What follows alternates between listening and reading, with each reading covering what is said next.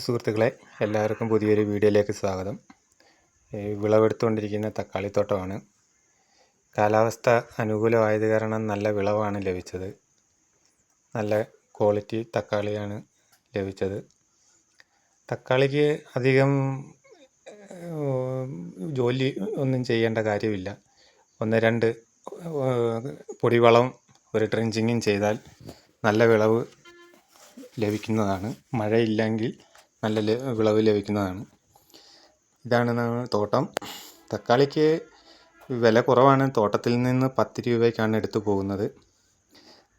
ഇതേപോലെ ട്രാക്ടറിന് മണ്ണ് ഭാരം കോരി പ്ലാസ്റ്റിക് വിരിച്ച് ആണ് നമ്മൾ കൃഷി ചെയ്യുന്നത്. കാരണം ഇടയ്ക്ക് അത് കാരണം ഇതിൻ്റെ ചുവട്ടിൽ കളകളൊന്നും ഉണ്ടാവില്ല. ഗ്യാപ്പ് ഉള്ളിടത്ത് കള വരുന്നത് നമ്മൾ നടക്കുന്ന വഴിയിൽ കളനാശിനി അടിച്ചു കൊടുത്താൽ മതി. ഇതുപോലെ ഇടയ്ക്കിടയ്ക്ക് കാറ്റാടി കമ്പാണ് ഇവിടെ കെട്ടുന്നത്.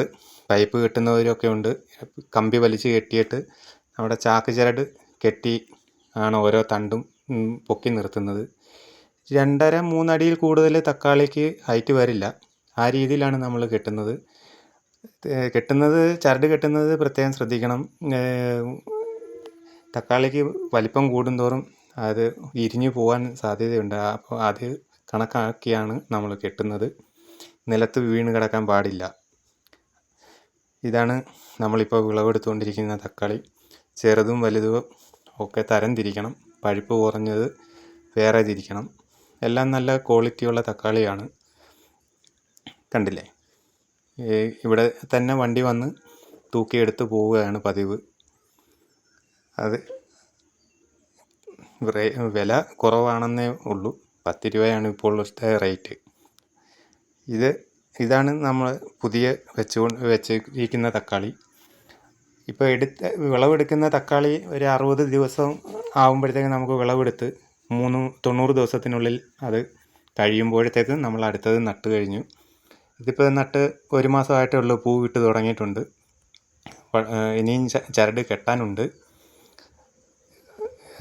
പണി നടന്നുകൊണ്ടിരിക്കുന്നതേ ഉള്ളൂ.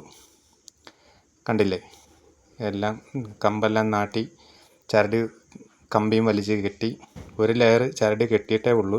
ഇനി അടുത്ത വരുന്ന തണ്ടുകൾക്കെല്ലാം ചരട് കെട്ടി കൊടുക്കണം. അപ്പോൾ ശരി, ഇത്രയൊക്കെ ഉള്ളൂ. ഇന്നത്തെ വീഡിയോ എല്ലാവർക്കും ഇഷ്ടമായിട്ടുണ്ടെന്നുണ്ടെങ്കിൽ ലൈക്ക്, ഷെയർ, കമൻറ്റ് ചെയ്യുക.